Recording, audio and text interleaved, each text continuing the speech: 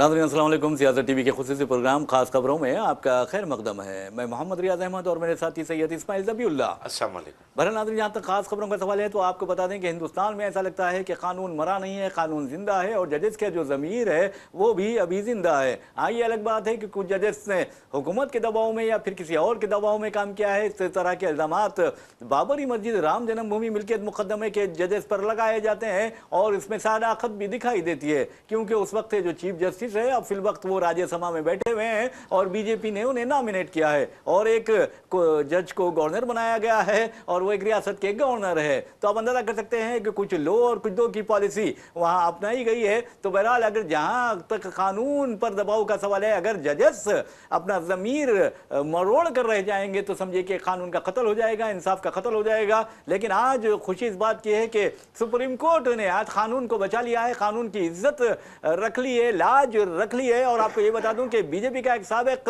रुकन assembly Jagdeep singer के बारे में आप अच्छी तरह जानते हैं कि कमसिन लड़की का उसने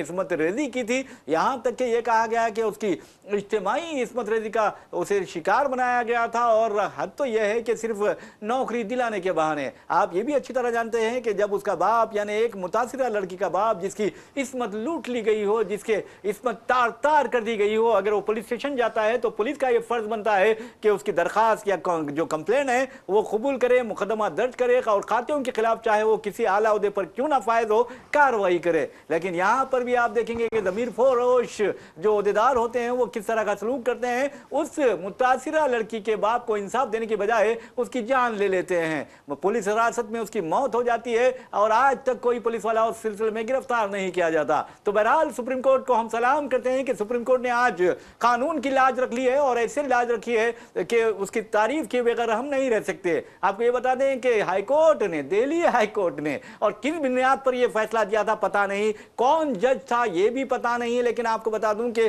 जिसने भी यह फैसला दिया था वो गलत फैसला था। इस सिलसिले में आज सुप्रीम कोर्ट ने साबित कर दिया है। और आपको यह बताना जरूरी है कि दिल्ली हाईकोर्ट ने यह फैसला दिया था कि इज्तिमाई इस्मत रेजी का मुलजिम खाती और जिसे मुजरिम करार देकर सजाए उम्र कैद सुनाई गई थी और उसने 7 साल अपनी सजाए उम्र कैद मुकम्मिल कर ली थी। दिल्ली हाईकोर्ट को पता नहीं क्या हमदर्दी हो गई, उसको आर्जी जमानत दे दी और मशरूत जमानत दे दी। उसके बाद आप देखेंगे कि सारे हिंदुस्तान में जो हुकूक इंसानी के जहदकार हैं, हुबुल वतन हिंदुस्तानी हैं, हकीकी कौम परस्त है, उन लोगों ने आवाज उठाई और बीजेपी कायदीन को याद दिलाया कि अगर तुम्हारी बेटी के साथ ऐसा किया जाता तो तुम्हारा क्या हाल होता। तो बहरहाल वो जजेस ने वो आवाज, वो पुकार सुन ली होगी, वो गूंज सुन ली होगी। और फिर आपने देखा कि सुप्रीम कोर्ट ने आज हाई कोर्ट के उस फैसले पर जिसके जरिए जगदीप सिंगर की दरखास्त से जमानत मंजूर की गई थी, आर्जी जमानत दे दी गई थी, उस पर हुक्म इल्तवा जारी कर दिया गया और जारी किया। और अब ये जो मुजरिम है जेल में सड़ता रहेगा और इस तरह के मुजरिमीन को जेल में सड़ते ही रहना चाहिए।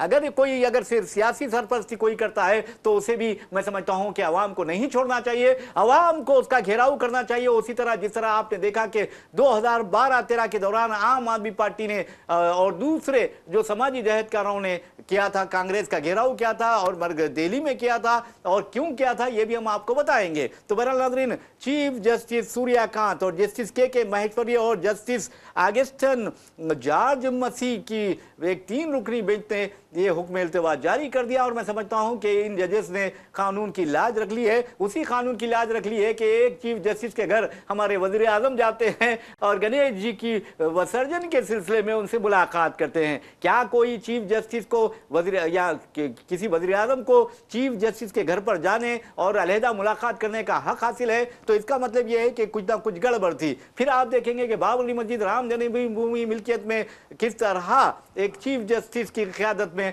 फैसला दिया जाता है आस्था की बुनियाद पर, वहां पर भी कानून का कत्ल होता है लेकिन कोई कुछ नहीं कहता। आज सुप्रीम कोर्ट ने एक तरह से कानून को बचा लिया है। ये पहली खबर है। और दूसरी खबर आपको बता दूं कि केसीआर तेलंगाना असेंबली में पहुंचे। यह कहा जा रहा था कि केसीआर तेलंगाना असेंबली नहीं आएंगे क्योंकि 2 साल से वो गैर हाजिर थे। और आपको ये बता दें कि कांग्रेसी कायदीन उन्हें चैलेंज पे चैलेंज कर रहे थे। केसीआर आए, असेंबली में बैठे, चीफ मिनिस्टर भी असेंबली हॉल में दाखिल हुए और दाखिल होते ही वो सीधे केसीआर की तरफ गए, उन्हें नमस्ते किया, उनसे मुसाफिया किया और उनसे उनकी खैरियत दरियाफ्त की, जिसके जवाब में उन्होंने कहा कि मैं अच्छा हूं। 5 मिनट के बाद फिर चीफ मिनिस्टर चले गए। तो कहने का मतलब यह है कि असेंबली जो मानसून इजलास है असेंबली का वो शुरू हो चुका है और अब देखना यह है कि जो आबी तनाज़ात है उस पर क्या होता है। लेकिन एक बात यह भी है कि इंसदाद इश्तियालंगेज बयानात का जो कानून मंजूर किया जाने वाला है वो कानून मैं समझता हूं कि इस मानसून ये इजलास में यानी सरमाई इजलास में मंजूर कर लिया जाएगा जिस तरह कर्नाटक में किया गया। लेकिन गवर्नर क्या इसे मंजूरी देंगे ये भी एक अहम सवाल है। तो बहरहाल ये खबरें हमारे पास है। लेकिन नाजरीन आपको ये भी बता दें कि अमेरिका से खबर आई है कैलिफोर्निया में तेलुगु रियासत यानी हमारे यानी तेलंगाना से ताल्लुक़ रखने वाली 2 तालिबात सड़क हादसे में अपनी जिंदगियों से महरूम हो गई है। तो पहले ही खबर की तरफ हम चलते हैं और इस्माइल ज़बीउल्लाह की तरफ जाते हैं। और उन्नाव रेप केस 2017 में ये वाक़या पेश आया था और इसने सारे मुल्क को शर्मसार कर दिया था सिवाय बीजेपी कायदीन के। तो जी यकीनन एक बड़ा फैसला है सुप्रीम कोर्ट का। जो चीफ जस्टिस ये देखिए तातीलात चल रहे हैं, तातीलात के पर मुश्तमिल जो बेंच है chief justice of India justice Suryakant, justice के महेश्वरी और जस्टिस अगस्टिन जॉर्ज जिसका आपने जिक्र किया, ये तीनों जजेस पर मुश्तमिल 3 रुकनी बेंच ने ये फैसला सुना है। निहायत ही बेहतरीन फैसला जो है ये जजेस ने सुनाया है सुप्रीम कोर्ट के। आपको बता दो रियाज साहब ये जो फैसला आया है फैसले पर एक दरखास्त जो है सीबीआई ने दायर की थी। ये सारे मामले की जांच सीबीआई कर रही थी। सीबीआई का एक बेहतरीन कारनामा इसको बोल सकते हैं। उन्नाव अस्मत रेजी मामले में बड़ी ही शफाफियत और गैर जानिबदाराना जांच करते हुए सीबीआई ने मुल्क को बता दिया कि कहीं कहीं पर जो तहकीकाती इदारे हैं वो ईमानदारी के साथ अपना काम अंजाम देते हैं और कहीं कहीं पर जो है हुकूमतों की कठपुतली बनकर काम करते हैं। आपको बता दूं मैं 23 दिसंबर 2025 को सुप्रीम को हाई कोर्ट ने ये सज़ा माफ़ की थी और जो ये उन्नाव के जो खाती है जो मुजरिम है क्योंकि कन्विक्टेड अगर है तो उसको हम मुजरिम करार देंगे बिल्कुल और उसका फर्द जुर्म साबित हो गया था। सीबीआई की पूरी चार्जशीट, सीबीआई के पूरे शवाहिद, पहली मर्तबा ऐसा हुआ कि सीबीआई के किसी डॉक्यूमेंट पर अदालत में एतराज़ नहीं हुआ। उमूमन ये होता है कि अदालतों में जब तहकीकात सीबीआई करती है और अदालत में दस्तावेजात पेश करती है तो वो दस्तावेजात पर सवाल उठाए जाते हैं।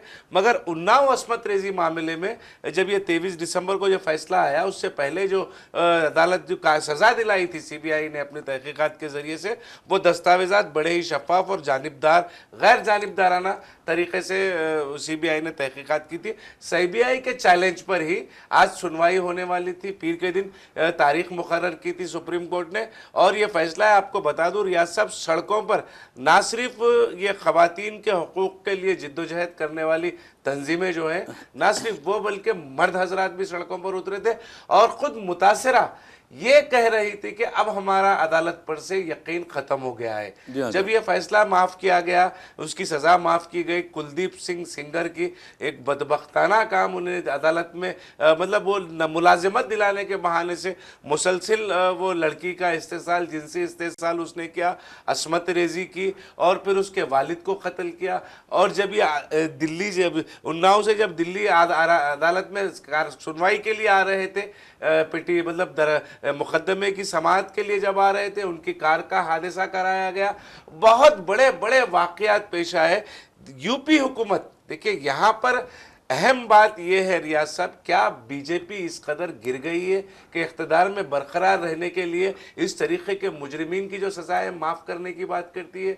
हमने अखलाक के मामले में देखा, अखलाक के कातिलों को माफ़ करने की बात की गई। हमने इससे कबल भी कहा है गुजरात में हमने देखा बिल्किस बानो के जो मुजरिमीन हैं, बिल्किस बानो की जो अस्मत रेजी के जो मुजरिमीन हैं उनकी सजाएँ माफ़ की गई, उनका इस्तकबाल किया गया, उनके फूलों के हार पहनाए गए। क्या बीजेपी योगी आदित्यनाथ ये चाह रहे थे कि सिंगर जब रिहा होकर बाहर आएंगे तो ये खुद जाकर गुलपोशी करेंगे? किस खिदर किस ये देखिए जहनियत, इनकी मानसिकता जिसको हम कहते हैं जहनियत जो है इतनी गंदी है, इतनी खराब है कि ये औरतों के जो मुजरिमीन है उन्हें भी वो मतलब उसका भी सियासी फायदा उठाने की ये मुसलसिल कोशिश करते हैं। बहरहाल नाज़रीन आपको बता दूं अगर इनकी अपनी बेटियां होती तो उनको पता चलता कि क्या होता है गम। इस तरह किसी की इस्मत लूटी जाती है तो उसका क्या हाल होता है, उसकी इस्मत तार तार की जाती है तो उसका क्या होता है। जैसा कि इस्माइल ज़बीउल्लाह ने कहा कि बीजेपी को आदत हो गई है कि अपने जो फ़िरक़ा परस्त दरिंदे होते हैं उन्हें ज़मानत दिलाने में वो सबसे आगे होती है, केसेस वापस ले लिए जाते हैं। बिल्किस बानो का केस देखिए कि इज्तिमाई इस्मत रेज़ी का शिकार हुई है, 5 या 6 माह की हामिला खातून थी, और क्या वो गुजरात की बेटी नहीं थी? क्या वज़ीर-ए-आज़म नरेंद्र मोदी को इस बारे में मालूम नहीं था? क्यों वज़ीर-ए-आज़म जो बड़ी-बड़ी बातें करते हैं ख़वातीन के लिए, और आप देखेंगे कि शक्ति के लिए, यानी ख़वातीन के इख्तियारात के लिए, उन्हें बाइख्तियार बनाने के लिए, और नारी शक्ति की बातें करने वाले वज़ीर-ए-आज़म की हुकूमत और ख़ुद बीजेपी की जो हुकूमत है, डबल इंजन हुकूमत, उन कातिलों को, उन रेपिस्ट यानी ज़ानियों को वक्त से पहले ही रिहा करने के लिए कार्रवाई कर देती है और हुक्म भी दे देती है। तो इससे बढ़ के शर्म की कोई बात नहीं है। ये हमारे वज़ीर-ए-आज़म बेटी बचाओ बेटी पढ़ाओ का नारा लगाते हैं, लेकिन ये नारा बिल्कुल उल्टा साबित हो गया है, खोखला साबित हो गया है। अब बेटियों को बचाना बहुत ज़रूरी है। इनके से यानी बीजेपी के साबिक़ मरकज़ी वज़ीर आप देखेंगे, उनसे बचाना ज़रूरी है, बीजेपी के एमएलए से बचाना ज़रूरी है। ये मैं नहीं कह रहा हूँ, बल्कि तमाम सियासी कायदीन, अपोजिशन कायदीन, हुकूक़ इंसानी के जहदकार कहते हैं कि बेटियों को बीजेपी कायदीन से बचाओ। पूरे संजय सिंह निषाद का बयान आप देख सकते हैं। संजय सिंह निषाद बयान देते हैं, वो तो हंसते हैं आप। किसी मजलूम के ऊपर ढाए जाने वाले जुल्म को बहाना बनाकर जुल्म के हवाले से आप ऑन कैमरा हंस रहे हैं, और फिर आप ख़वातीन बेशर्मी से हंस रहा है, बेशर्मी से संजय सिंह निषाद हंसते हुए है। तो इस तरीके की आपकी ज़हनियत है। ना सिर्फ बीजेपी के साथ जितने लोग जुड़े हैं, हमने देखा नीतीश कुमार ने किस तरीके से एक मुस्लिम खातून के चेहरे से नकाब खींचा। देखिए, ये पूरों की ज़हनियत खराब हो चुकी है। ख़वातीन के लिए जिस तरीके से इनकी ज़हनियत बनी हुई है, वो मनुवादी ज़हनियत इसको हम कहते हैं। ये मनुवाद, जिस मनुस्मृति के हवाले से जो उनकी ज़हनियत बनी हुई है, वो सारा जो है वो प्रैक्टिकली तौर पर, अमली तौर पर यहाँ पर अंजाम दे रहे हैं। आपने केसीआर का भी जिक्र किया। असेंबली में केसीआर ने इजलास में शिरकत की। सरमाई इजलास शुरू हुआ है, अमूमन दिसंबर के आखिरी हफ्ते में से ये शुरू होता है, और केसीआर 2 साल के बाद दाखिल हुए हैं असेंबली में। ये कहा जा रहा था कि केसीआर मुसलसिल नहीं आएंगे, मुमकिन तबीयत भी ठीक नहीं रह रही थी उनकी, और 1-2 ऑपरेशंस भी हुए। यहाँ पर अहम बात यह है कि मुकाबला होगा, और आपने वो इश्तिहार लंगेज़ तकारीर के इंसदाद इश्तिहार लंगेज़ तकारीर के मुताल्लिक़ जो बिल जो है, जैसा कि कर्नाटका हुकूमत ने मंजूर करवाया है, बिल पास करवाया, मगर गवर्नर ने उसको बिल को रोक दिया। उसी तरीके से यहाँ पर भी अगर देखते हैं कि क्या होता है, यहाँ पर भी किस तरीके की सूरत हाल पैदा होती है, बिल पेश होता है और कौन कौन उसकी तायद में खड़े होते हैं, ये भी एक वजाहत होगी यहाँ पर। लेकिन केसीआर के ताल्लुक से जो है, ये जो government Revanth Reddy chief minister की हैसियत से काबीना जो संभाले हैं, उसके बाद से जो डेवलपमेंट्स आए हैं, एक तो कालेश्वरम प्रोजेक्ट के ऊपर जो तहकीकात है वो चल रही है, और ये फ़ोन टैपिंग का मामला है, और स्कैम ये है, इरेस का जो स्कैम है, वो तमाम स्कैम्स के मुतालिक कहीं ना कहीं चीफ मिनिस्टर कल्वाकुंतला, साबिका चीफ मिनिस्टर कल्वाकुंतला चंद्रशेखर राव, साबिका रियासती वज़रा हरीश राव, केटी रामा राव, इनके खिलाफ में शिकंजा कसने की मुसलसिल ये कार्रवाइयाँ चल रही हैं।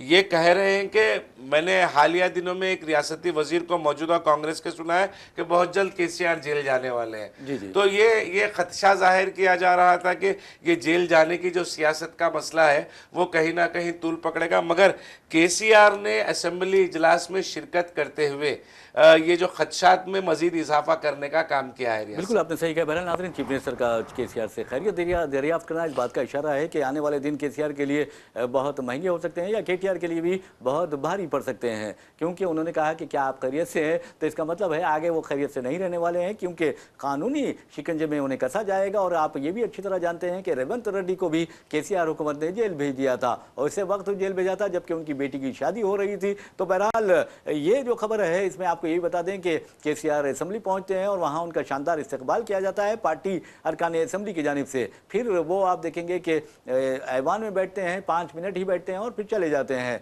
तो ये हो सकता है कि दिलचस्प होने वाला है, ये सरमाई जो इजलास है वो बड़ा दिलचस्प हो सकता है। बहरहाल हम बात कर रहे थे पहली खबर की, कुलदीप सिंह सेंगर की बात कर रहे थे कि उसे रिहा करने के लिए हाईकोर्ट ने बाज़ाब्ता तौर पर हाईकमान इल्जामात जारी किए थे वो पूरी जमानत देती थी और मशरूत जमानत देती थी और किसके दबाव पर दी गई थी, इसकी भी तहकीकात की जानी चाहिए। और सुप्रीम कोर्ट ने उसके खिलाफ हुक्म इल्तिवाज जारी कर दिया है। और आपको ये बता दूं कि जिस अंदाज में कहा जाता है कि बीजेपी हुकूमतों में मजलूमीन के साथ बहुत ज़्यादा यानी जुल्म किया जाता है, उनके साथ इंतहाई नाइंसाफ़ी की जाती है, तो आप अंदाज़ा कीजिए कि चीफ मिनिस्टर उत्तर प्रदेश योगी आदित्यनाथ के खिलाफ जो मुकदमात थे फ़िरका वाराना फसादात के, उन फसादात के मुकदमात को भी वापस ले लिया गया। और इसके साथ आप देखें मुजफ्फरनगर जो फसादात हुए थे वहाँ पर जिस तरह मुस्लिम ख़वातीन की इज्तिमाई इस्मत रेज़ी के बेमुतादिद वाक़यात पेश आए थे, उन मुल्ज़िमीन के खिलाफ भी मुकदमात वापस लिए गए। कितनी शर्म की बात है। अगर बीजेपी कायदीन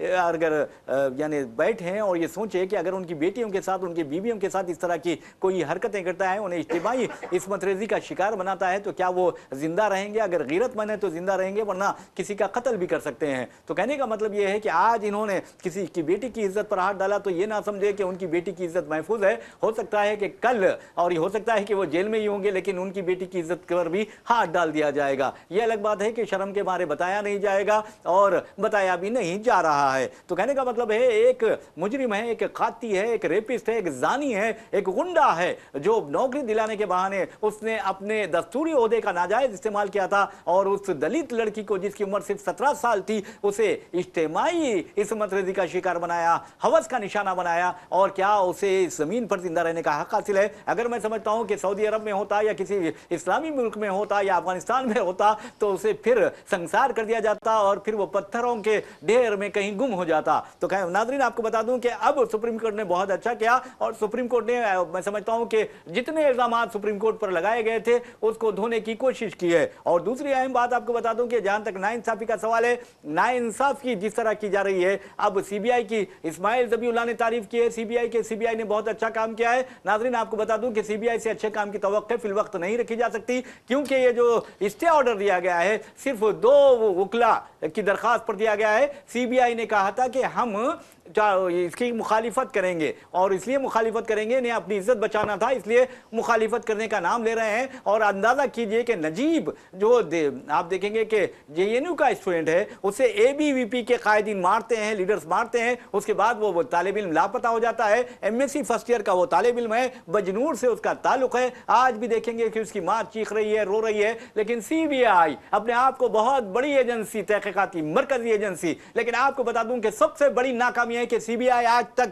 नजीब का पता लगा सकी है और ना नजीब को कत्ल करने वालों का पता लगा सकी है, क्योंकि उसके बारे में यह भी नहीं मालूम कि नजीब है कहां, क्या वो उसका कत्ल हो गया है, क्या वो शहीद हो गया है, यह भी नहीं मालूम। और सीबीआई ने केस क्लोज कर दिया है। एनआई तो एनआई है। हाँ, अगर मुसलमानों के खिलाफ कोई इकदामात होते हैं तो समझिए कि आप सीबीआई को पर लग जाते हैं और सीबीआई इस तरह कार्रवाई करती है, एनआईए इस तरह कार्रवाई करती है और फौरन आप देखेंगे कि फैसले भी आते हैं खुसूसी अदालतों के और फिर उन्हें जेल भेज दिया जाता है। कितनी शर्म की बात है। इंसाफ के 2 तराजू नहीं होने चाहिए, बल्कि इंसाफ का जो तराजू होता, यकीन मानिए कि सबको एक साथ रखना चाहिए, मसावात की बात करनी चाहिए, तब कहीं जाकर सीबीआई की तारीफ की जा सकती है। सीबीआई अगर हक में होती और सच्चाई पर होती, दबाव में काम नहीं करती, तो आज नजीब की तलाश कर लिया जाता। अगर नजीब को तलाश नहीं किया जाता तो फिर नजीब के जो मुबैना कातिलीन है उनको कैफर किरदार तक पहुंचाया जाता। सीबीआई अपने किरदार अदा करने में, अपना फर्ज अदा करने में बिल्कुल नाकाम रही है।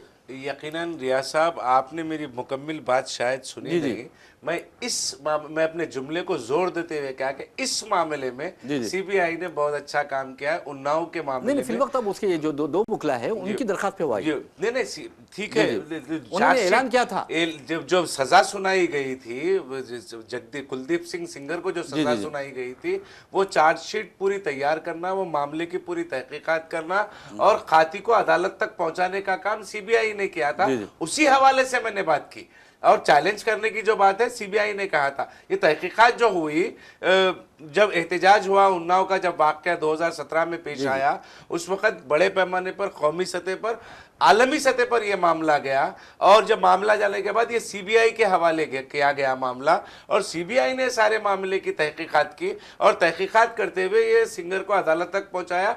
सीबीआई की तहकीकात पर सिंगर को सजा हुई, मैंने ऐसा कहा था। और सीबीआई को क्लीन चिट देने का सवाल ही पैदा नहीं होता। सीबीआई हम देख रहे हैं मुसलसिल 2014 के बाद से जितने मामलात पेश आए हैं, जहां जहां पर भी अपोजिशन को अगर दबाव पर लाना है तो सीबीआई का इस्तेमाल होता है, अगर चंदा लेने का मामला आता है तो सीबीआई का इस्तेमाल होता है। तो ये सीबीआई ठीक है, इस मामले में बहुत ही अच्छा काम 2017 के उन्नाव उस्मत रेजी मामले में मैंने ये कहा था और जोर देकर ये बात कही थी। सिर्फ इस मामले में ये सीबीआई को हम कह सकते हैं कि बहुत ही अच्छा काम किया। आपने अमेरिका में दो तेलुगु लड़कियों के रोड हादसे में मरने की भी बात कही है। हम मुसलसिल देख रहे हैं ये पिछले 6-8 महीनों से हमारे तेलुगु रियासतों के जो बच्चे हैं अमेरिका और दीगर ममालिक में जो ज़ेर तालीम है, वो किसी ना किसी बहाने से जो है नागहानी वाक़यात का वो मुसलसिल शिकार हो रहे हैं।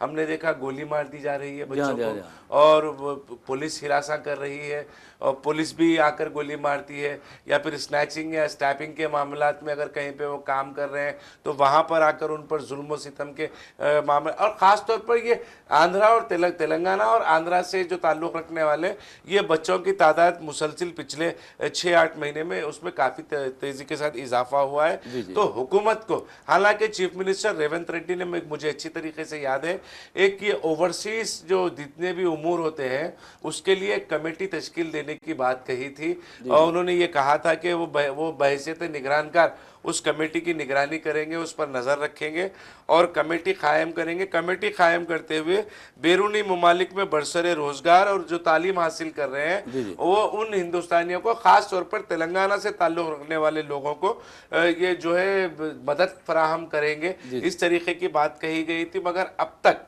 वो जो ओवरसीज कमेटी है वो ओवरसीज कमेटी को कहीं पर भी फाल नज़र नहीं आई है। बहरहाल नाज़रीन, आपको बता दूं कि जहाँ तक कैलिफोर्निया में 2 तेलुगु लड़कियों के हादसे में मौत होने का सवाल है, इस सिलसिले में जो खबर हम तक आ रही है आपको बता दें कि ये वाक़या कैलिफोर्निया में पेश आया और इसमें महबूबाबाद के गरला मंडल से ताल्लुक़ रखने वाली 2 लड़कियाँ जो हायर स्टडीज़ और वहाँ पर जॉब के लिए गई हुई थी, मेघना 24 साल बताई गई है और उसके साथ भावना वो भी 24 साल बताई गई है, दोनों की मौत हो गई है। और महबूबाबाद में जैसे ही इत्तला पहुँची वहाँ पर उनके घर में कोहराम मच गया है। तो बहरहाल यकीन मानिए कि बेटियाँ हों या बेटे हों, अगर परदेश में जाते हैं या खुद अपने देश में फौत हो जाते हैं तो माँ बाप के लिए बहुत बड़ा सदमा होता है। लेकिन अफसोस की बात यह है कि आज इतना बड़ा सदमा, यकीन मानिए नजीब की जो वालदा का सदमा है, अगर उस सदमे को हमारे वज़ीर आज़म नरेंद्र मोदी महसूस कर लेते तो आज नजीब का पता चल जाता, या नजीब के कहाँ है या नजीब को जिंदा है या नहीं है इस बात का भी पता चल जाता। लेकिन नाअहली, आप चाहे देखेंगे सीबीआई की नाअहली हो या मरकज़ी एजेंसियों की नाअहली हो, पुलिस की नाअहली हो, वो इसके लिए जिम्मेदार है और ये केस भी बंद कर दिया गया है। तो बहरहाल ओवरसीज़ जो बच्चे जाते हैं ओवरसीज़ यूनिवर्सिटीज़ में, तो आपको बता दूं कि सबसे ज़्यादा जो बच्चे हिंदुस्तानी हैं, तकरीबन 4 लाख से ज़ायद बच्चों ने कनाडा में तालीम हासिल करने का यानी दाखिला लिया है 2025 के दौरान। और आपने देखा कि 2nd पोजीशन पर अमेरिका और 3rd पोजीशन पर बरतानिया है। तो बहरहाल जहाँ जहाँ बच्चे हैं वहाँ माँ बाप को बहुत फिक्र होती है और वो देखते हैं कि हमारा बच्चा वहाँ किस तरह है। तो बहरहाल नाज़रीन, जहाँ तक खबरों का सवाल है तो आपको बता दें कि हमने आपको एक खबर ये बताई है कि उन्नाव रेप केस में सेंगर को जो हाई कोर्ट ने जमानत, आर्जी जमानत दी थी या अबूरी जमानत दी थी, उस पर सुप्रीम कोर्ट ने स्टे यानी हुक्म इल्तवा जारी कर दिया है। और दूसरी खबर हमने आपको ये बताई कि KCR सरमाई इजलास में असेंबली के पहुँचे और वहाँ पर उनका इस्तकबाल भी किया गया। चीफ मिनिस्टर खुद वहाँ उनके करीब पहुँचे, उनके साथ मुसाफिया किया और उनकी खैरियत दरियाफ्त की। और एक खबर हमने आपको बताई कि अमेरिका में किस तरह 2 लड़कियां जो तेलंगाना से ताल्लुक़ रखती हैं, महबूबाबाद से उनका ताल्लुक़ है, उनकी किस तरह डेथ हुई है। लेकिन एक खबर ये भी आपको बता दें कि इंटरनेशनल लेवल पर जाएंगे तो अब साल तो ख़त्म हो रहा है और आप देखेंगे कि किस तरह 2025 में जुल्म व जबर का बाजार गर्म किया गया था, कत्लेआम किया गया, नस्ली तथहीर की गई और ये ज़्यादातर फ़लस्तीनियों की गई और कातिल को आज भी मैं समझता हूँ कि दुनिया गिरफ्तार नहीं कर सकी। और मैं नेतन्याहू की बात कर रहा हूँ, हालांकि आलमी इंसाफ अदालत इंसाफ ने उसके खिलाफ और उसके जो वज़ीर दिफा है और उसके जो जिम्मेदार लोग हैं उनके खिलाफ भी वारंट जारी किए हैं, लेकिन उसकी गिरफ्तारी नहीं हो रही है। बार बार वो अमेरिका जाता है आता है, अमेरिका जाता है आता है और नए साल के मौके पर भी वो अमेरिका जाने वाला है ताकि ईरान पर हमले की मनसूबाबंदी करे। इसी दौरान अब मैं इसलिए इंटरनेशनल जो रिलेशंस है, इंटरनेशनल जो वाक़यात होने वाले हैं उस बारे में आपको बता दूं कि अमेरिका की एक थिंक टैंक है यानी दानिशवरों की एक ऑर्गेनाइजेशन है, उसने कहा है कि 2026 में ज़बरदस्त दुनिया में ज़बरदस्त तनाज़ात पैदा होंगे और ख़ास तौर पर आप उन्होंने बताया है कि पाकिस्तान हिंदुस्तान बहुत ज़्यादा ख़तरनाक हद तक एक दूसरे के मुकाबिल में आ जाएंगे। और आप ये भी देखेंगे कि फिल वक्त ऐसा लग रहा है कि इलेक्शंस जब भी आते हैं कुछ ना कुछ होगा। मगरबी बंगाल असेंबली इलेक्शंस के वक्त पाकिस्तान और हिंदुस्तान का तनाज़ा छिड़ जाएगा। और आप अच्छी तरह जानते हैं बिहार हो या फिर आप देखेंगे कि बिहार से पहले फिर वहाँ पर आप देखेंगे दिल्ली में लाल किले के पास जो कुछ वाक़या पेश आया है। तो बहरहाल इस तरह के वाक़यात, दहशतगर्दाना वाक़यात पेश आते हैं इंतखाबात से पहले या सरहद पर कशीदगी बढ़ जाती है। और आप देखेंगे बिहार मगरबी बंगाल असेंबली इंतखाबात से पहले हिंदुस्तान और पाकिस्तान के दरमियान ज़बरदस्त कशीदगी पैदा हो जाएगी। इस सिलसिले में अमरीकी थिंक टैंक का कहना है कि सबसे खतरनाक हालात हिंदुस्तान और पाकिस्तान के दरमियान कशीदगी से हो सकते हैं। अगर जंग हो जाए तो फिर ये जौहरी जंग में तब्दील हो सकती है और दुनिया फिल वक्त जौहरी जंग की मुतहम्मल नहीं हो सकती है। और एक अहम बात यह है नाज़रीन, आपको बता दें कि इन दानिशवरों ने यह भी कहा है कि दुनिया तशद्दुद की तरफ, अदम इस्तेकाम की तरफ बढ़ रही है और ऐसे में दुनिया को बहुत सोच समझ कर इक़दाम करना चाहिए। और एक अहम बात, एक तल्ख हकीकत का भी इज़हार इन लोगों ने कर दिया है कि अमेरिका को, अमेरिकी मफादात को सबसे ज़्यादा नुकसान पहुँचने वाला है। जी, यकीनन अमल की मफादात को नुकसान पहुंचने वाला। जौहरी ताकतों के दरमियान में अमन और इत्तेहाद कायम करने के हवाले से ही जो डोनाल्ड ट्रंप अमरीकी सदर है वो नोबल इनाम की जो दावेदारी थी वो उसी हवाले से वो कर रहे थे कि दो जौहरी ममालिक के दरमियान में मैंने इत्तेहाद कायम कर दिया है, दोनों से रोक दिया है, बड़े जौहरी खतरे को टाल दिया है, लिहाजा मैं जो है नोबल इनाम का हकदार हूँ, अमन कायम करने वाला और नोबल इनाम का मैं हकदार हूँ। इस तरीके की दावेदारी जो थी डोनाल्ड ट्रंप की थी। जैसा कि ये अमेरिकन थिंक टैंक की बात है और उनकी पेश क़यासियाँ ये है, तो इस एक प्रोपोगंडा भी इसको हम के तौर पर भी हम देख सकते हैं रियाज साहब कि वो अमरीकी जो हथियार हैं वो बेचने के लिए इस तरीके के थिंक टैंक मार्केट में आते हैं। हम देख रहे हैं अक्सर हिंदुस्तान में ये हो रहा है कि वो जाफरानी जहनीत के जो थिंक टैंकर्स हैं वो आते हैं, वो एक हवाला देते हैं, जैसा कि मोहन भागवत ने हिंदू राष्ट्र पहले से ही है, इसको किसी की मंजूरी की जरूरत नहीं है, एक बात कर दी। उसके बाद से फिर अब जो चिल्लर पार्टी जो है वो निकल गई, हिंदू राष्ट्र हिंदू। इसी तरीके से अमेरिका में भी जो थिंक टैंकर्स है वो सोचने वाले दानिश्वर, जो खुद साख्ता दानिश्वर है, इस तरीके की एक चीज पेश करते हैं ताकि अमेरिकी जो हथियार है जो जौहरी हमलों की हिफाजत के लिए बनाए गए हैं और वो उसके ज़रिए से एक रेवेन्यू हासिल करने के लिए, उसके फ़रोख्त के लिए कि हवा खड़ा कर सकते हैं, ऐसी भी बात हो सकती है। देखिए अब देखिए दुनिया में जो है, दुनिया की तरक्की जो है वो अमन से ही मुमकिन है। जी हाँ, जो मेरा पैगाम मोहब्बत है जहाँ तक पहुँचे, जिस तरीके से राहुल गांधी इस पैगाम को लेकर हिंदुस्तान भर में घूम रहे हैं और दुनिया भर में वो घूम रहे हैं और बता रहे हैं कि भाई अमन ही जो है वो तरक्की की अलंबरदार है। जी जी। और यहाँ पर अगर झगड़े होते हैं, फसाद होता है या फिर जंग होती है तो तबाही होती है। तबाही, अब आप देखिए गाजा को किस तरीके से तबाह बर्बाद कर दिया गया। कहा जा रहा है कि आने वाले 200 साल तक गाजा को उसके अपने कदोखाल पर लाना मुमकिन नहीं है, इस तरीके की रिपोर्ट्स आ रही है।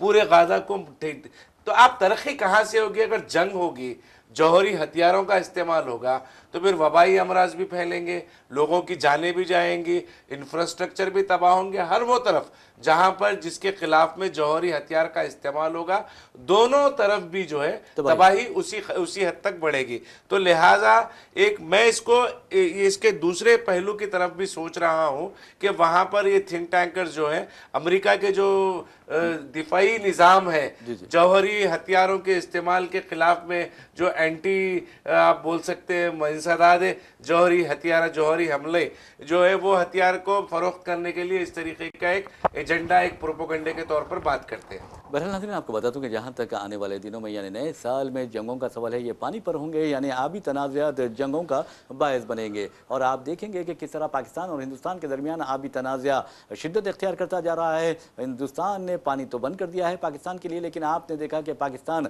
अब मुख्तलिफ तरीक़ों से उसके खिलाफ एहतजाज भी कर रहा है और धमकियाँ भी दे रहा है। ऐसे में ऐसा लगता है कि 2026 साल जो आएगा, यानी आप देखेंगे कि के 2-3 दिन के बाद ये साल 2026 में हम दाखिल हो जाएंगे इंशाअल्लाह।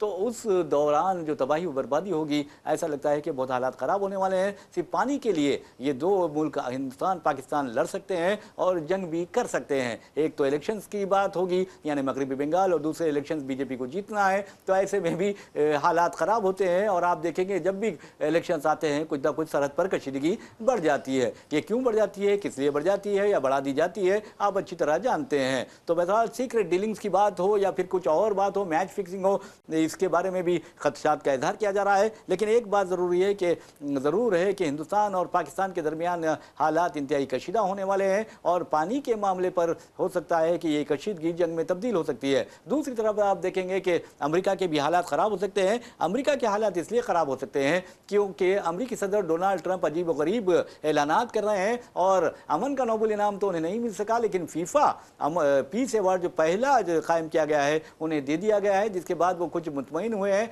लेकिन अमन के नोबेल इनाम की बात नहीं आती। तो बहरहाल आप देखेंगे कि अमेरिकी सदर डोनाल्ड ट्रंप ने बगराम जो बंदरगाह है या फिजाई अड्डा है उसे हवाले कर देने, अमेरिका के हवाले कर देने का तालिबान से मुतालिबा किया है। आप अंदाज़ा कीजिए कि आप किसी के घर में जाएंगे और कहेंगे कि भाई फलां कमरा जो है वो हमें दे दें, तो घर वाला आपको इस कदर मारेगा, अमेरिका में रहेंगे तो शूट कर देगा। तो बहरहाल डोनाल्ड ट्रंप इस तरह की बातें कर रहे हैं, लेकिन तालिबान उसके लिए तैयार नहीं है और हिंदुस्तान अब तालिबान से कुर्बत इख्तियार कर रहा है। और ये भी कहा जा रहा है कि हिंदुस्तान जो फोर्सेस है, हिंदुस्तानी फोर्सेस है, वो बगराम एयरपोर्ट का इंतज़ाम संभालेंगी तालिबान के साथ इत्तेहाद के ज़रिए। और ये भी कहा जा रहा है कि हालिया अरसे के दौरान हिंदुस्तान के जो फौजी क़ियादत है उसने वहाँ का दौरा भी किया खुफिया अंदाज में। तो बहरहाल अब अफगानिस्तान भी हो सकता है कि फिर एक बार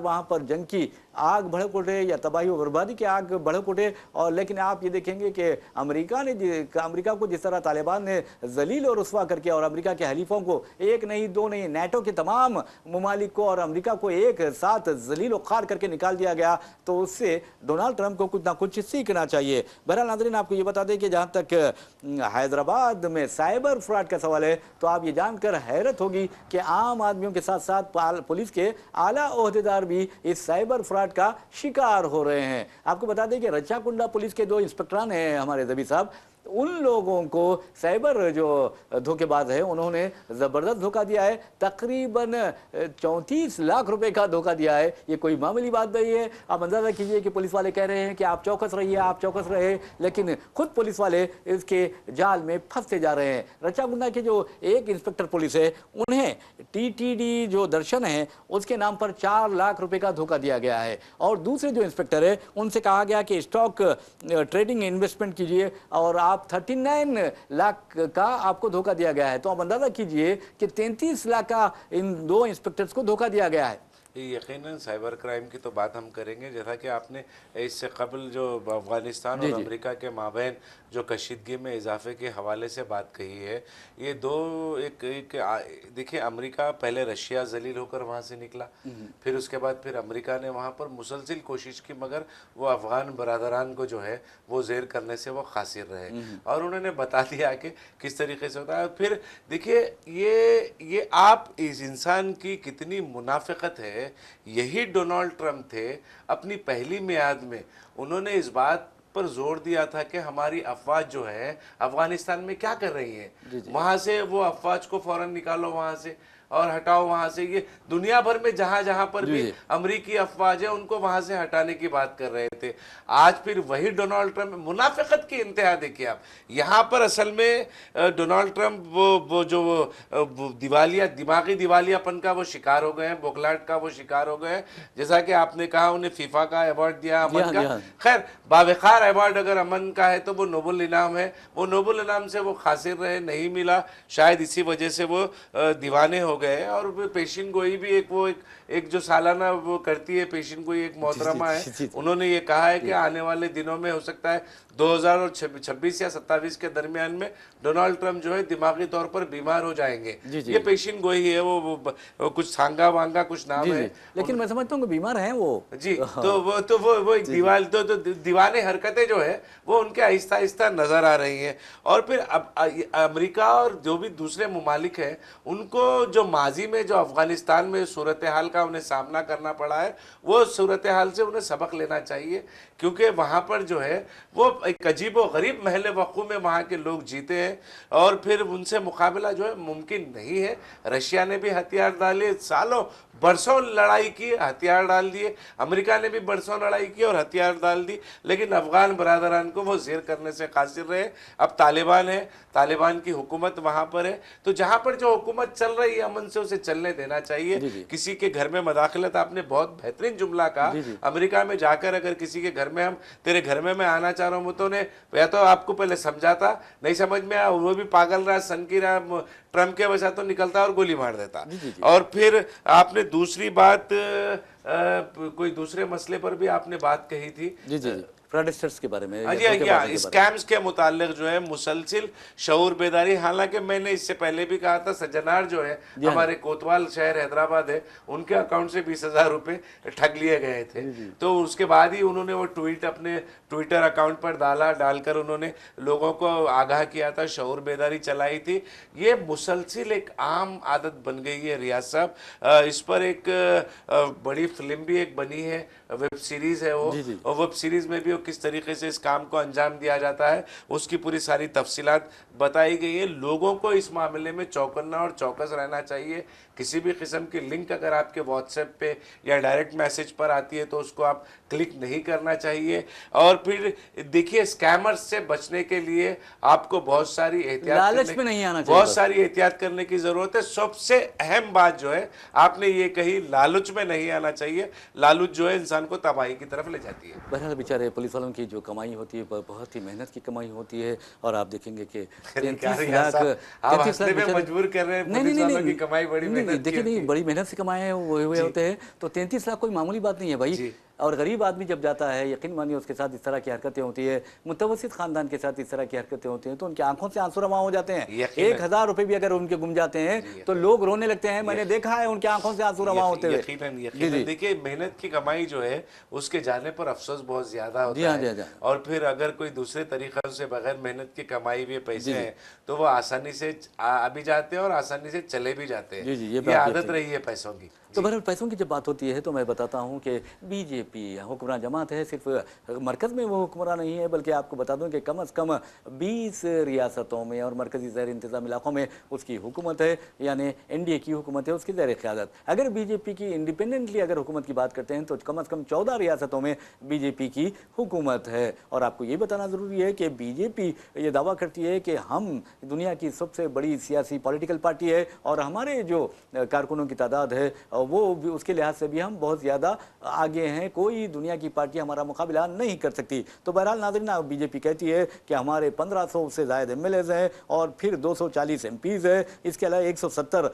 के से ज़ायद MLAs हैं पूरे मुल्क में। तो बहरहाल इस तरह की बातें करते ही और आपको ये बताती हैं कि उसका ये दावा है कि हमारे 14 करोड़ अरकान हैं, यानी मेंबर्स जो हैं 14 करोड़ है। और अफसोस की बात है, जब पैसे की बात आती है तो आपको बता दूं कि साल 2025 में, यानी एक साल में उसे 6,088 करोड़ रुपए बतौर चंदा मिला। ये धंधा है, चंदे का धंधा है। और आपको ये बता दूं कि कांग्रेस इससे बहुत ज़्यादा पीछे है, यानी 50% अगर आप बात करते हैं तो तमाम अपोजिशन पार्टियों से, तो तमाम जमातों से 50% ज़ायद उसे चंदा मिला है। तो ये चंदा क्या ये धंधा नहीं है? ये सोचने वाली बात है। और आपको ये जानकर हैरत होगी कि तमाम बड़ी कंपनीज ने, महिंद्रा एंड महिंद्रा से लेकर टाटा हो या दूसरे कंपनीज हो, तमाम ने बीजेपी को चंदा दिया है। क्या कोई भी सनतकार इस कदर बेवकूफ़ होता है कि वो यूं ही चंदा देता है? हरगिज़ नहीं देता, बल्कि आप देखेंगे कि वो लो और दो की पॉलिसी इख्तियार करता है, और ये चंदे भी इसीलिए दिए गए हैं। अब हाल ये है कि बीजेपी के पास पैसा रखने के लिए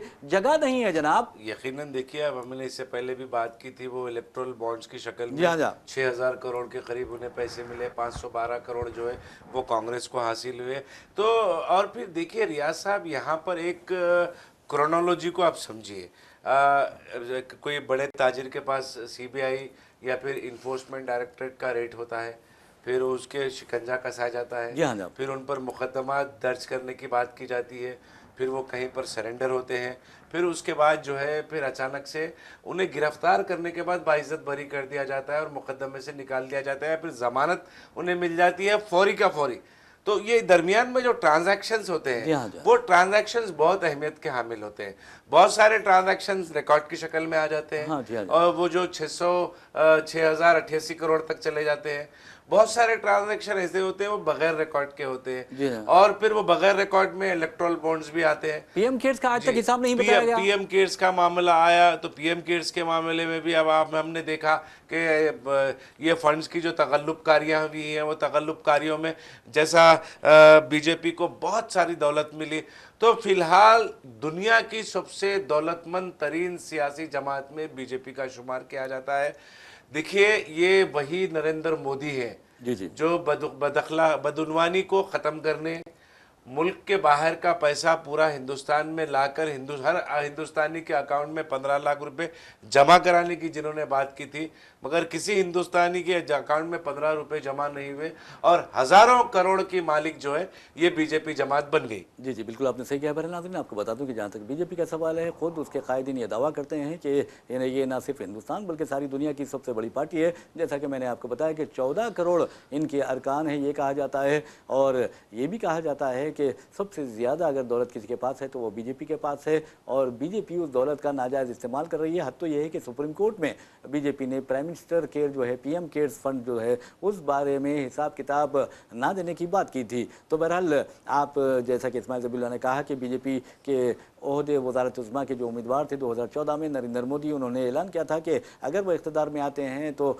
बैरूनी बैंकों में जो सियाब दौलत है यानी ब्लैक मनी है उसे वापस लाएंगे, काले धन को वापस लाएंगे और हर हिंदुस्तानी के बैंक अकाउंट में 15-15 लाख रुपए जमा कराएंगे। जबकि आपको ये बताना ज़रूरी है कि ये कहा जा रहा है कि हर 30 सेकेंड में, हर 30 मिनट में बीजेपी के बैंक खाते में 15 लाख रुपए आ रहे हैं, तो हर आधे घंटे में। तो ये क्या है, ये डर शायद वजीर आजम नरेंद्र मोदी बीजेपी को ही सारे हिंदुस्तानी समझ रहे हैं, खाली बीजेपी को। जी जी जी वो हो सकता है वही किया होगा। तो बहरहाल नाजरीन, ये एक बात रही है। लेकिन जहाँ तक वज़ीर आज़म नरेंद्र मोदी का सवाल है, वो बेचारे खुद को फ़कीर कहते हैं और ये कहते हैं कि जब भी वक्त आएगा हम थैला डाल कर निकल जाएंगे। 15 लाख का नाश्ता करने वाला फ़कीर भी बोल सकते हैं, बोल सकते हैं। जी हाँ, फ़कीर भी कहते हैं वो। तो मैं समझता हूँ कि इस तरह के फ़कीर नहीं होने चाहिए। और अगर हिंदुस्तान के दौलतमंद फ़कीरों का शुमार किया जाएगा तो फिर आपको पता चलेगा कि कौन सा फ़कीर सबसे दौलतमंद है। फिल वक्त एक मुंबई के फ़कीर को कहा जाता है कि हिंदुस्तान का दौलतमंद फ़कीर है, लेकिन फ़कीरों के भी कैटेगरीज होते हैं। पॉलिटिकल फ़कीर भी होते हैं, यानी पॉलिटिकल बेगर्स भी होते हैं। हो सकता है कि वज़ीर आज़म का इशारा किसी और तरफ था। तो बहरहाल नाज़रीन, आपको बता दूं कि अब हम आपको लिए चलते हैं सोना मार्केट, यानी आप अंदाज़ा कीजिए कि सोखुल ज़हब लिए चलते हैं, यानी गोल्ड मार्केट लिए चलते हैं। आज हाल ये हो गया है कि सोने की कीमत यानी 24 कैरेट सोने की कीमत 1,40,445 रुपए तक पहुंच गई है। और बाद में ये भी कहा जा रहा है कि 1,40,665 तक भी फी तोला हो गई है, यानी 10 ग्राम हो गई है। तो आप अंदाजा कर सकते हैं कि सोने की कीमत में किस कदर बेतहाशा इजाफा हुआ है। और आपको ये जानकर हैरत होगी कि जारिया साल सोने की कीमत में 80% इजाफा हुआ है। यकीनन 80% इजाफा है। मुसलसिल हम ये बढ़ती कीमत जो सोने की उस पर हुआ है। हालिया दिनों में एक माह कबल 1,20,000 रुपये था रियाज साहब, जी जी 1,17,000 रुपये तक आया था। ये एक महीने का पूरा वक्फा नहीं गुजरा। 59 आप देखिए, दिसंबर के महीने में हमने रिपोर्ट किया था 1,17,000 रुपये सोने की कीमत हुई, अब 1,40,445 रुपये हो गई, लगभग 1.5 लाख रुपया इसको हम कह सकते हैं। 80% इजाफा और इतने कलील वक्फे में। यानी सोने और चांदी को जो है वो गरीबों की दस्तरस से दूर करने का एक बेहतरीन कारनामा जो है नरेंद्र मोदी हुकूमत ने अंजाम दिया है। अगर गरीब है तो आप सोना चांदी ना पहने। आपको इस बात का, पहले तो गरीबों को रोटी कपड़ा मकान से महरूम कर दिया गया। अगर कोई गरीब के पास इत्तेफाक से रोटी कपड़ा और मकान दस्तयाब है, मेहनत मशक्कत के बाद अगर वो कर रहा है, मैं गरीब उसको कह रहा हूँ जो मुतवासित मिडिल क्लास है, मिडिल क्लास है। क्योंकि अब ये मोदी हुकूमत में गरीब तो सतह गुर्बत से नीचे चला गया है, मिडिल क्लास जो है वो गुर्बत में आ गया है। लोअर मिडिल क्लास का क्या बुरा हाल है। लोअर मिडिल क्लास को आप उन तमाम मराद से, तमाम वो चीज़ों से, सहूलतों से महरूम करने का काम वज़ीर आज़म नरेंद्र मोदी की हुकूमत कर रही है।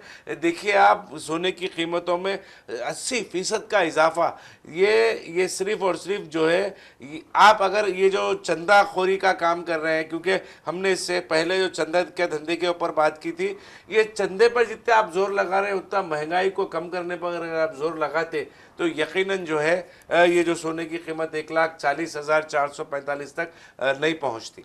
लेकिन आप देखेंगे जहाँ तक सोने की कीमतों का सवाल है तो आप अंदाज़ा कीजिए कि अब लोग ज़मीनात यानी रियल इस्टेट की तरफ जा रहे थे, अब ये सोना खरीदने की तरफ भी वो यानी रुजू हो रहे हैं या उस तरफ भी जा रहे हैं। वैसे भी नाज़रीन आप देखेंगे कि जो मुतवस्सित तबके की बात है, जैसा कि ज़बीउल्लाह ने भी कही है, ख़ास तौर पर जो लोअर मिडिल क्लास है, आज अगर बच्चियों की शादी हो तो 1 तोला सोना भी खरीदने से खासिर है। तो ये कितनी ख़तरनाक बात हो गई है। तो बहरहाल इसके लिए नरेंद्र मोदी के साथ साथ मैं समझता हूँ कि जो आलमी साम्राज्यी ताकतें हैं वो भी जिम्मेदार हैं, क्योंकि जंगो दाल के नतीजे में भी पेट्रोल के साथ साथ पेट्रोल और डीजल के साथ साथ आप देखेंगे कि सोने की कीमतों में भी उतार चढ़ाव पैदा होता है। वैसे भी माजरत चाहता हूं, मैं आपको रोक रहा हूं, यूपीए के टाइम में भी जंगो-जदाल के मामला हो रहे थे। पेट्रोल की कीमतों में इराक का मसला चल रहा था, 64 रुपए इराक का मसला चल रहा था, और फिर अफगानिस्तान में जंग चल रही थी। ये रशिया वगैरह भी कहीं ना कहीं एक दूसरे के मद्दे मुकाबिल थे।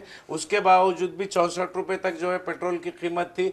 उस वक्त भी डॉलर के मुकाबले में अगर 60 रुपये डॉलर के मुकाबले में हिंदुस्तानी करेंसी अगर है तो इस कदर गिर गया, इस कदर गिर गया, यही लोग पुकार रहे थे। मोदी जी पुकार रहे थे। हमारे स्मृति ईरानी का पुकारा था। सुषमा स्वराज अभी नहीं है, वो मतलब फौत हो गई है। अनजहानी सुषमा स्वराज पुकार रही थी, मगर आप देखिए अब किसी की जबान पर यह बात नहीं है। डॉलर की कीमत में रुपये की कदर जो है इतनी इस कदर गिर गई है कि आप डॉलर मुकाबले में नहीं है। और वैसे भी आवाम भी बेहिस हो गई है, आवाम को भी कुछ शऊर नहीं रहा है। आवाम हर चीज को, वो जो नफरत की जो अफ्यून है, वो गोली है, वो इस कदर खिला दी गई है कि बस उसमें ही मगन है सारे के सारे। अफसोस की बात है, मैं समझता हूँ कि जब मजहबी अफीम खिला दी जाती है तो तबाही व बर्बादी उस मुल्क का, उस कौम का मुकद्दर बन जाती है। बहरहाल नाज़रीन, अब हम आपको बता दें कि जिस तरह की खबरें हमने आपको पेश की हैं, ख़ास खबरों के प्रोग्राम के साथ बने रहिए। और ख़ास तौर पर आप देखेंगे हम न सिर्फ मुकामी इलाकाई बल्कि कौमी के साथ साथ आलमी खबरों पर भी नज़र डालते हैं और आप तक पहुंचाने की पूरी कोशिश करते हैं। और सियासत टीवी हमेशा दयानतदारी के साथ और आप देखेंगे कि पूरी बेबाकी के साथ खबरें पेश करता है और उसे ना किसी के दबाव का डर होता है, ना किसी के यानी इंतकामी रवैये का डर रहता है। तो बहरहाल इसी के साथ हम अपने प्रोग्राम ख़ास खबरों का अख्तिताम अमल में लाते हैं। अपने मेज़बान मोहम्मद रियाज अहमद और मेरे साथी सैयद इस्माइल ज़बीउल्लाह को इजाज़त दीजिए। इंशाल्लाह फिर मुलाकात होगी, फिर बात होगी। तब तक के लिए अल्लाह हाफ़िज़। अल्लाह हाफ़िज़।